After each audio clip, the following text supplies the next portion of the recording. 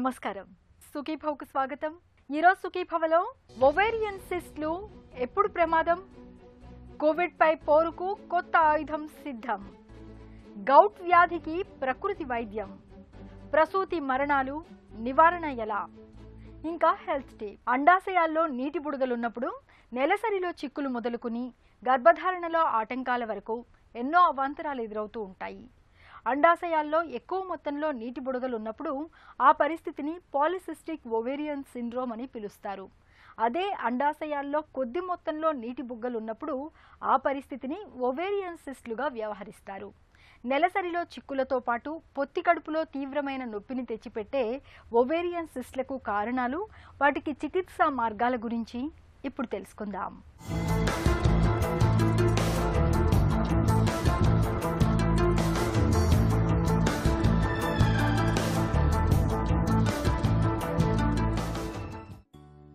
స్త్రీలలో బాదం గింజ సైజులో 2 అండాశయాలు ఉంటాయి.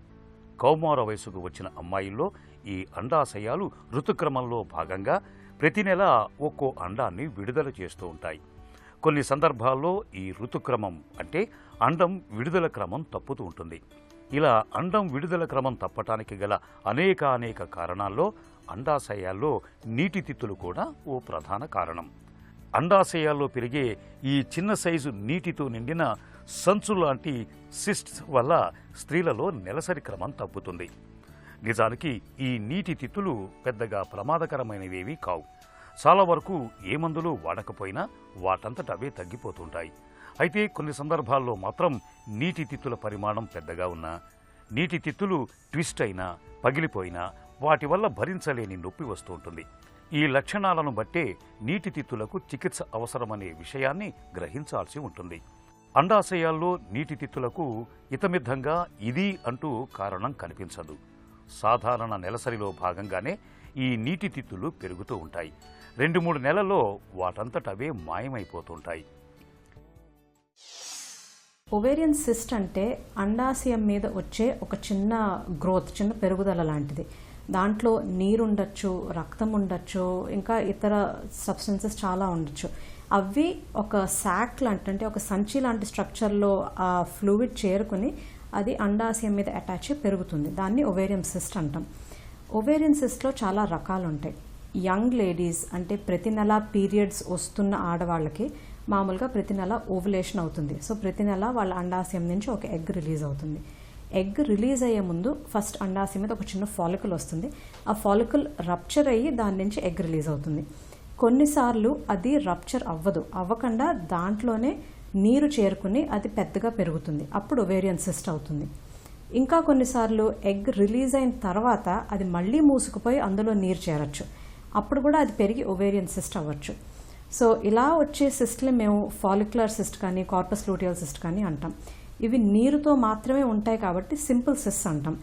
వీటి వల్ల జనరల్లీ ఎటువంటి ప్రమాదం ఉండదు. ఇవి క్యాన్సర్ కింద మారవు. ఇంకా వచ్చే సిస్ట్లు మనకి డర్మాయిడ్ సిస్ట్ అని వస్తుంది. ఆడపిల్లలు జనరల్గా పుట్టినప్పుడు ఓవరీస్ మీద కొన్ని కణాలు ఉంటాయి. ఆ కణాలు వాళ్ళు పెరిగినప్పుడు అవి కూడా పెరిగి దాంట్లో రకరకాల టైప్స్ ఆఫ్ సెల్స్ ఫామ్ అయ్యి అది సిస్ట్ కింద ఫామ్ అవ్వచ్చు. ఇలాంటి సిస్ట్లో మాకు జుట్టు, పళ్ళు, చర్మం, ఇంకా మ్యూసినస్ మెటీరియల్ ఇలాంటి రకరకాల సబ్స్టెన్సెస్ ఉంటాయి మనకి. ఈ సిస్ట్లు కూడా జనరల్లీ క్యాన్సర్ కింద మారవు. ఇంకొక రకమైన సిస్ట్ ఎండోమెట్రియోమా ఆర్ హెమరాజిక్ సిస్ట్. అంటే ఇవి రక్తంతో నిండిన సిస్ట్లు అన్నమాట. ఇలాంటి వాటిల్లో అవి అండాశయానికి అటాచ్ అయ్యి దాంట్లోపలికి బ్లీడింగ్ అవుతూ ఉంటుంది. దాంతో అవి సైజ్ పెరుగుతూ ఉంటాయి. ఇవి కూడా జనరల్గా క్యాన్సర్ కింద మారవు. ఈ బినైన్ సిస్ట్లు కాకుండా ఇంకా వేరే సిస్టెడినోమాస్ అని ఉంటాయి. దాంట్లో మనకి తెల్ల మ్యూసినస్ మెటీరియల్ అంటే శ్లేషం లాంటి పదార్థంతో అవి పెరుగుతాయి. ఇవి కూడా జనరల్లీ బినైన్ సిస్ట్. ఇవన్నీ కాకుండా కొన్ని రకాల కాంప్లెక్సెస్ క్యాన్సరస్ సిస్ట్ల కింద వస్తాయి.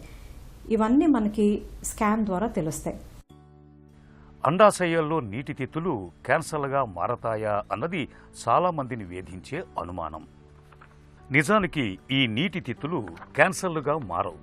ప్రతి స్త్రీలో తన ప్రత్యుత్పత్తి వయసులో ఏదో ఒక దశలో నీటి తిత్తుల సమస్యను ఖచ్చితంగా ఎదుర్కొంటుంది. అయితే ఈ నీటి తిత్తులు ఏమంతా కంగారు పడాల్సిన సమస్య ఏమీ కాదు. అతి కొద్ది మందిలో మాత్రమే ఈ నీటి తిత్తుల వల్ల కొన్ని రకాల ఇబ్బందులు తలెత్తుతాయి. ఋతుస్రావంలో కలయిక సమయంలో నొప్పి, గర్భధారణకు అడ్డం, ఇలా కొన్ని రకాల చికాకుల్ని తెచ్చిపెడతాయి. ఈ నీటి తిత్తుల సైజు బాగా పెరిగినా, మెలితిరిగినా, చీరుకుపోయినా భరించలేని నొప్పి వచ్చే అవకాశం ఉంది. ఇలాంటప్పుడు డాక్టర్లు కొన్ని రకాల పరీక్షలు చేసి అవసరమైతే ఆపరేషన్ చేసి వాటిని తీసేస్తారు.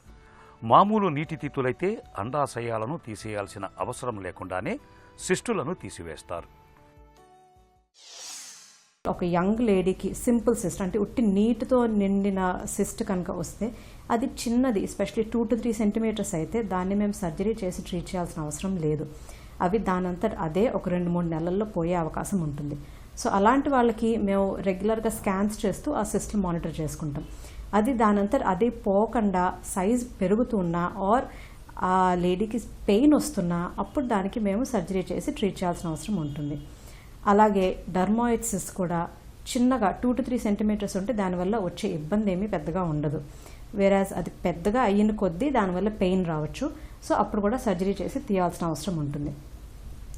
ఎండోమెట్రియోమాస్ ఆర్ రక్తంతో నిండిన సిస్ట్లు అయితే మాత్రం అవి చిన్నగా ఉన్నా కూడా, అంటే 2-3 సెంటీమీటర్లు ఉన్నా కూడా దానివల్ల పెయిన్ బాగా రావచ్చు. ఎస్పెషల్లీ పీరియడ్ టైంలో చాలా పెయిన్ఫుల్ పీరియడ్స్ రావచ్చు వీళ్ళకి. ఇంకా కొంతమందికి ఇలాంటి రక్తం నిండిన సిస్ట్ల వల్ల ఫర్టిలిటీ ప్రాబ్లమ్స్ కూడా వస్తాయి. వాళ్ళకి కన్సీవ్ అవ్వటంలో కూడా వాళ్ళకి డిలే అవుతుంది. సో ఇలాంటి సిస్ట్ని సర్జరీ చేసి మేము తీయాల్సిన అవసరం అయితే వస్తుంది. అండ్ క్యాన్సరస్ సిస్ట్ ఇలాంటివి మాకు స్కాన్లో, అల్ట్రాసౌండ్ స్కాన్ కానీ ఎంఆర్ఐలో కానీ మాకు క్యాన్సర్ అని డౌట్ వస్తే కొన్ని బ్లడ్ టెస్టులు చేస్తాం. CA-125 లాంటి ట్యూమర్ మార్కర్స్ చెక్ చేస్తాము. అండ్ అవన్నీ బేసిస్ మీద మాకు క్యాన్సర్ అని డౌట్ ఉంటే వెంటనే సర్జరీ చేసి తీసేస్తాము. పెద్దవాళ్ళు అంటే మెనోపాజ్ వచ్చిన వాళ్ళు, నెలసరి ఆగిపోయిన ఆడవాళ్లలో సిస్ట్లు వస్తే వాళ్ళకి క్యాన్సరస్ సిస్ట్ అయ్యే రిస్క్ ఎక్కువ వాళ్ళకి. సో అలాంటి వాళ్ళకి సర్జరీ చేసి సిస్ట్ అనేది తీయటం చాలా అవసరం. సాధారణంగా సిస్ట్లు అనేవి మేము లాప్రోస్కోపీ ద్వారా తీస్తాం. చాలా సింపుల్ సర్జరీ అది. పొట్ట మీద జస్ట్ 2-3 ½ సెంటీమీటర్ సైజ్ కట్స్ ద్వారా ఈ సిస్ట్లు మేము చాలా ఈజీగా తీయగలం. సో ఇలాంటివి ఏమైనా మీకు సిమ్టమ్స్ ఉంటే స్కాన్లో సిస్టమ్ డయాగ్నోజ్ అయితే డిలే చేయకుండా మీరు డాక్టర్ని కలవండి. దాని ట్రీట్మెంట్ ఆప్షన్స్ ఏంటో కనుక్కోండి. స్త్రీలలో అండాశయాల్లో నీటి తిత్తులు కనిపించటం అన్నది సర్వసాధారణమైన విషయమే. అండాశయాల్లో అప్పుడప్పుడు కనిపించే నీటి తిత్తులు వాటంతటవే తగ్గిపోతుంటాయి. ఒకవేళ ఈ నీటి తిత్తులు అలాగే ఉన్నా, సైజు పెరుగుతున్నా, మెలితిరిగినా, చీరుకుపోయినా తగిన పరీక్షలు చేయించుకొని మందులు వాడటమో లేదంటే అవసరమైతే సర్జరీ చేయించుకోవాలి. సమతులాహారం తీసుకోవటం, నిత్యం శారీరక వ్యాయామం చేయటం ద్వారా హార్మోన్లు గజిబిజిగా మారకుండా, తద్వారా నీటి తిత్తులు రాకుండా జాగ్రత్త పడవచ్చు. హెల్త్ న్యూస్ మీకోసం.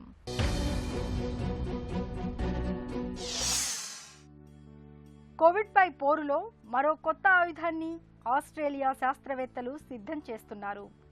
రక్తం పల్చబడేందుకు ఉపయోగించే హెపారిన్ ఆయుధాన్ని పరిశోధకులు ఇటీవల పరీక్షించారు. ఇది చాలా చౌకగా లభిస్తుంది. నాజల్ స్ప్రే వాడి కోవిడ్ రోగికి ఈ ఔషధాన్ని ముక్కులోకి పిచికారీ చేశారు. ఆ తర్వాత అతని నుంచి ఈ వైరస్ వ్యాపించిన దాఖలాలు లేవని వెల్లడించారు. కానీ ఈ పరిశోధన పూర్తయ్యేందుకు 2022 ద్వితీయార్థం వరకు సమయం పట్టొచ్చని పరిశోధకులు పేర్కొంటున్నారు. ఒక వ్యక్తికి కోవిడ్ సోకిన తొలి నాళ్లలో ఈ స్ప్రే ఉపయోగపడొచ్చని శాస్త్రవేత్తలు వెల్లడిస్తున్నారు. దీంతో పాటు వైరస్ వ్యాప్తిని కూడా అరికట్టే అవకాశాలున్నాయని చెప్తున్నారు. ఈ ప్రయోగాలు విజయవంతమైతే కనుక ప్రజలకు మరొక రక్షణ కవచం లభిస్తుందని పరిశోధకులు పేర్కొంటున్నారు. రద్దీగా ఉండే షాపింగ్ మాల్స్కు, క్రీడా మైదానాలకు వెళ్లే సమయంలో ఈ స్ప్రేను ముక్కులో పిచికారీ చేసుకుని వెళ్తే కోవిడ్ వైరస్ సోకే అవకాశాలు బాగా తగ్గిపోతాయని శాస్త్రవేత్తలు వివరిస్తున్నారు. ఇప్పటికే ప్రపంచవ్యాప్తంగా పలు నాజల్ స్ప్రేలను పరీక్షించారు. హెపారిన్ ఔషధంపై పరీక్షలు నిర్వహించడం ఇదే తొలిసారి. ఈ ఔషధం మార్కెట్లో చాలా సులభంగా లభిస్తుంది. దీనిని పీల్చినప్పుడు ఇది నేరుగా రక్తంలో కలవకుండా ముక్కు రంధ్రాల్లో ఉంటుంది. వైరస్ దీనికి అతుక్కుని శరీర కణాల్లో ప్రవేశించకుండా ఉండే అవకాశం ఉందని శాస్త్రవేత్తలు చెబుతున్నారు. గత ఫిబ్రవరిలో మొదలుపెట్టిన ఈ ప్రయోగాల్లో భాగంగా కోవిడ్ రోగులు ఉన్న 400 గృహాల్లో దీన్ని పరీక్షించనున్నారు. మన కంట్లో చిన్న నలుసు పడితేనే విలవిల్లాడిపోతాం. అలాంటిది మృదువుగా కదలాల్సిన కీళ్లలో ఉప్పుగడ్డల్లాంటి స్ఫటికాలు తయారై అనుక్షణం సూదుల్లా పొడుస్తుంటే ఆ బాధను మనం మాటల్లో చెప్పలేం. నొప్పితో కీళ్లన్నీ నిప్పుల కొలిమిలా రగులుతున్నట్లుగా ఉంటుంది. కీళ్లలో ఉప్పు స్ఫటికాలు ఏర్పడి ఇలా బాధలకు గురి చేసే ఈ సమస్యను గౌట్ అని, గౌటీ ఆర్థరైటిస్ అని పిలుస్తారు. నిత్య జీవితాన్ని దుర్భరంగా మార్చే గౌట్ వ్యాధికి రామోజీ ఫిల్మ్ సిటీలోని సుఖీభవ వెల్నెస్ సెంటర్ తనవైన ప్రత్యేక చికిత్సల్ని అందిస్తోంది. గౌట్ వ్యాధికి సుఖీభవ వెల్నెస్ కేంద్రం అందిస్తోన్న చికిత్సా పద్ధతుల గురించి ఇప్పుడు తెలుసుకుందాం.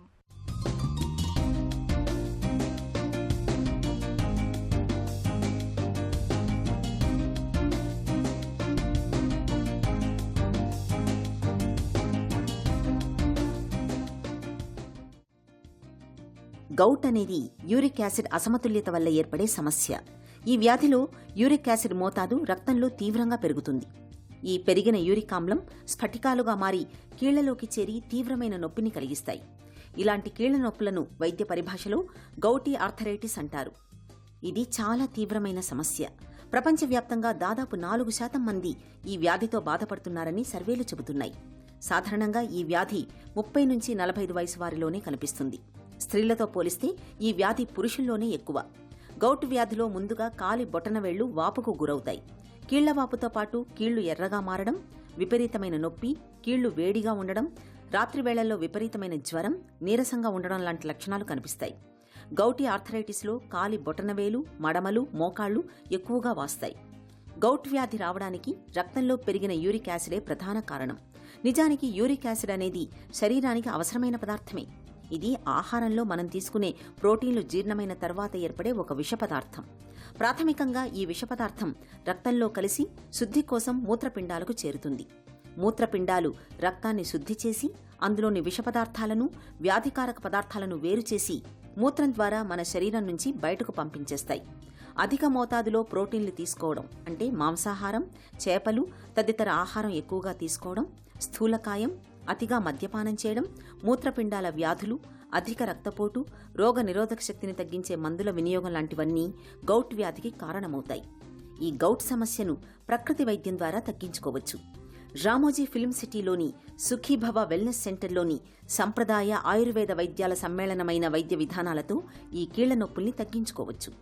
శరీరానికంతా ఓ రకమైన శ్రేష్టమైన మట్టిని బురదగా మలిచి ఒంటికి పట్టించే మడ్ ప్యాక్ బాగా పనిచేస్తుంది. ఈ బురద మట్టిలోని అనేక ధాతువులు ఒంట్లోకి చర్మం ద్వారా ప్రవేశించి వాపును తగ్గిస్తాయి, ఇమ్యూనిటీని పెంచుతాయి. దీంతో నొప్పి తగ్గుతుంది, వాపు కూడా తగ్గుతుంది. అలాగే ఇసుకను కొన్ని హెర్బల్స్తో సమ్మిళితం చేసి వేడి చేసి పొట్లంలా కట్టి కీళ్ల మీద కాపడం పెట్టడం ద్వారా కీళ్ల బిగుతుదనం, వాపు, నొప్పి తగ్గుతాయి. గౌట్ సమస్యతో బాధపడేవారు సుఖీభవ వెల్నెస్ సెంటర్ని సంప్రదిస్తే వారికి తగ్గట్టు వైద్యంతో పాటు ఆహార ప్రణాళిక కూడా ఇస్తారు. గర్భం ధరించి పండంటి బిడ్డకు జన్మనివ్వడం అనేది మన దగ్గర నేటికి పునర్జన్మ తంతే. కారణాలు ఏవైనా కావచ్చు, కానీ మాతృత్వాన్ని పొందే క్రమంలో ప్రపంచవ్యాప్తంగా ప్రతి 8 నిమిషాలకు ఒక మహిళ మరణిస్తోందన్నది చేదు వాస్తవం. సాధారణ రక్తహీనత మొదలుకుని హై బీపీ, గుండె జబ్బుల వరకు ఎన్నో రకాల సమస్యలు కాబోయే అమ్మను మృత్యువు అంచుల్లో నిలబెడుతున్నాయి. అటు పుట్టబోయే బిడ్డలోనూ సమస్యల్ని పెంచుతున్నాయి. ఈ నేపథ్యంలో ప్రసూతి మరణాలను నివారించే దిశగా ఎలాంటి చర్యలు అవసరమో, సురక్షిత కాన్పు కోసం, తల్లి బిడ్డల ఆరోగ్యం కోసం ఎలాంటి జాగ్రత్తలు తీసుకోవాలో డాక్టర్ని అడిగి ఇప్పుడు తెలుసుకుందాం.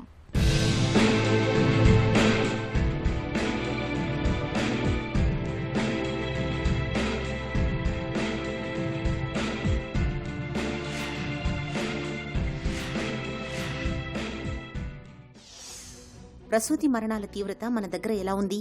ప్రసూతి మరణాల తీవ్రత లాస్ట్ 20 ఇయర్స్ మనం తీసుకున్నట్లయితే మరణాలు తగ్గుతూనే వస్తున్నాయి.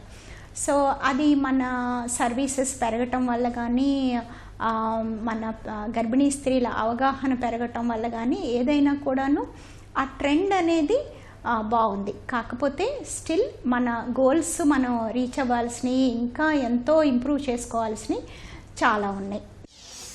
ప్రసూతి మరణాల సంఖ్య ఎక్కువగా ఉండడానికి అసలు కారణాలేంటి? ప్రసూతి మరణాల సంఖ్య అనేది యాక్చువల్గా తగ్గుతూనే వస్తుంది. యూరోపియన్ కంట్రీస్ కొన్నిటితో పోల్చుకుంటే మన ప్రసూతి మరణాల రేటు ఇంకా చాలా ఎక్కువగానే ఉన్నట్లు లెక్క. సో ఈ కారణాలు వచ్చేసి మన దేశంలో బ్లీడింగ్ అంటే రక్తస్రావం అవటం ప్రెగ్నెన్సీలో, అంటే గర్భిణీ స్త్రీగా ఉన్నప్పుడు కానీ, డెలివరీ అవుతున్నప్పుడు కానీ, డెలివరీ అయినాక కానీ రక్తస్రావం అవటం, ఆ తర్వాత దానివల్ల రక్తహీనత రావటం కానీ, లేకపోతే రక్తహీనత సరైన ఆహారం తీసుకోక ఏది మనకి ఆహారం అందుబాటులో లేకపోవటం కానీ, లేకపోతే ఆహారం ఎలాంటి ఆహారం తీసుకోవాలనేది తెలియని వాళ్ళు కానీ, లేకపోతే బాడీలో ఏదైనా ఇంకొక ప్రాబ్లం ఉండి డైట్ మంచిగా తీసుకున్న వాళ్ళకి రక్తహీనత ఉండొచ్చు. ఇక ప్రసూతి మరణాలకి మన దేశంలో ఇంకొక ముఖ్యమైన కారణం ఏంటంటే ఈ అబార్షన్స్ అనేవి చిన్న చిన్న ప్లేసుల్లో ప్రెగ్నెన్సీ గర్భిణీ 3rd మంత్ 4th మంత్ తర్వాత కూడా చేయటం, వాటి సరిగ్గా ఆ ప్రొసీజర్ చేయకపోవటం, ఎక్స్పీరియన్స్ లేని వాళ్ళు చేయటం, దానిపైన ఇన్ఫెక్షన్ రావటం, వాటిని కప్పుపుచ్చుకోవటానికి వాళ్ళు ఇంకా పెద్ద హాస్పిటల్కి పంపించకుండా లేట్ చేయటం, వీటి వల్ల చాలా ప్రసూతి మరణాలు జరుగుతూ ఉన్నాయి. ఇలాంటివి వేరే దేశాల్లో జనరల్గా అసలు ఆల్మోస్ట్ ఉండవనే చెప్పొచ్చు. మనం ఇలాంటివి జరగకుండా చాలా కట్టడి చేయాల్సిన అవసరం ఉంది. పల్లెల్లో చాలా చోట్ల నేటికి మంత్రసానులే పురుడు పోస్తున్నారు. ఈ పరిస్థితిని మార్చడం ఎలా? మంత్రసానులతో ఇంట్లో డెలివరీ అనేది సేఫ్ కాదు. సో దీనికోసమని మనం ప్రజలకి అవగాహన కల్పించాలి. తర్వాత గర్భిణీ స్త్రీలకు కూడా అవగాహన కల్పించాలి. ఇక మనకి ఎన్నో రకాల సదుపాయాలు అవైలబిలిటీలో కూడా ఉన్నాయి. అవి ఉన్నాయి అని చెప్పి గర్భిణీ స్త్రీలకు కూడా తెలియాలి. ఏది మన ఆశా వర్కర్స్ అని, అంగన్వాడీ వర్కర్స్ అని ప్రతి గ్రామంలో ఉన్నారు. కానీ ఒకవేళ ఏదైనా కొత్తగా ప్రాబ్లం వచ్చినా, లేకపోతే ఈ వర్కర్స్, ఈ అంగన్వాడీ వర్కర్స్ కానీ, ఆశా వర్కర్స్ కానీ వాళ్ళ దగ్గరికి వెళ్ళకపోయినా వాళ్ళు దగ్గరలో ఉన్న హెల్త్ సెంటర్కి కాంటాక్ట్ చేసి వీళ్ళని వెళ్ళి మీట్ అయ్యి చెకప్లు చేయించుకోవాలి. పొరిట్లోనే బిడ్డ చనిపోతున్న పరిస్థితులకు కారణాలేంటి? ఒకటి, నెలలు తక్కువగా బేబీస్ పుట్టడం. ఈ ప్రిమెచ్యూరిటీ అనే దానివల్ల ఎక్కువ డెత్స్ అవుతూ ఉన్నాయి. ఈ ప్రిమెచ్యూరిటీ, నెల తక్కువగా పుట్టడం అనేది గర్భిణీ స్త్రీలని మనం జాగ్రత్తగా ఏ ప్రాబ్లమ్స్ ముందే, ఏది షుగర్ కానీ, రక్తపోటు, బీపీ కానీ, ఇంకా వేరే ఇన్ఫెక్షన్స్ కానీ ఏ ఇబ్బందులు వచ్చినా కూడాను వాటిని మనం కరెక్ట్గా ట్రీట్మెంట్ ఇచ్చుకున్నట్లయితే ఈ ఎర్లీగా డెలివరీ అయ్యే కేసులు, డెలివరీ మనం చేసే కేసులు మనం తగ్గించుకుంటే ఈ మరణాలను కూడా మనం తగ్గించుకోవచ్చు అన్నమాట. ప్రసూతి మరణాల నివారణ ఎలా? గర్భిణీ స్త్రీలకి అవగాహన, అన్ని ప్రాబ్లమ్స్ గురించి ఎలా వాళ్ళని వాళ్ళు టేక్ కేర్ చేసుకోవాలి, ఎలా చెకప్స్కి వెళ్ళాలి, ఏ మందులు వాడాలి అనేది వాళ్ళకి అవగాహన కల్పించాలి. రెండోది, ఎక్కువ మరణాలు హై రిస్క్ విమెన్, అంటే ప్రాబ్లమ్స్, ప్రెగ్నెన్సీలో ప్రాబ్లమ్స్ ఉన్న స్త్రీలకి జరుగుతూ ఉంటాయి అన్నమాట. ఈ ప్రాబ్లమ్స్ అనేది ఉన్నాయి అనేది గుర్తించి దానికి స్పెషలిస్ట్ దగ్గరికి వాళ్ళు వెళ్ళటం కానీ, లేకపోతే ఈ ఆశా వర్కర్స్ కానీ, అంగన్వాడీ వర్కర్స్ కానీ, ఈ పిహెచ్సి అంటే ప్రైమరీ హెల్త్ కేర్లో ఉన్న డాక్టర్స్ కానీ స్పెషలిస్ట్ దగ్గరికి టైమ్లీ, అంటే కరెక్ట్ టైంలో రిఫర్ చేయటం, స్కాన్లు చేసుకోవటం, మందులు వాడటం, వీటి వల్ల మనం ముందే జాగ్రత్త పడితే ఆ మరణాల ఇన్సిడెన్స్ తగ్గించవచ్చు.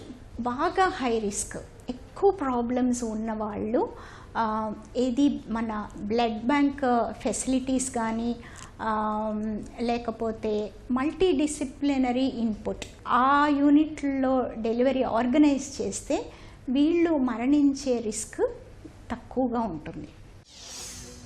ప్రసూతి మరణాల నివారణలో ప్రభుత్వాల పాత్ర ఎలా ఉండాలి? ప్రభుత్వాల వైపు నుంచి చాలా రకాల ఆర్గనైజింగ్ కమిటీస్ అవన్నీ కూడా మనకు ఆల్రెడీ ఉన్నాయి.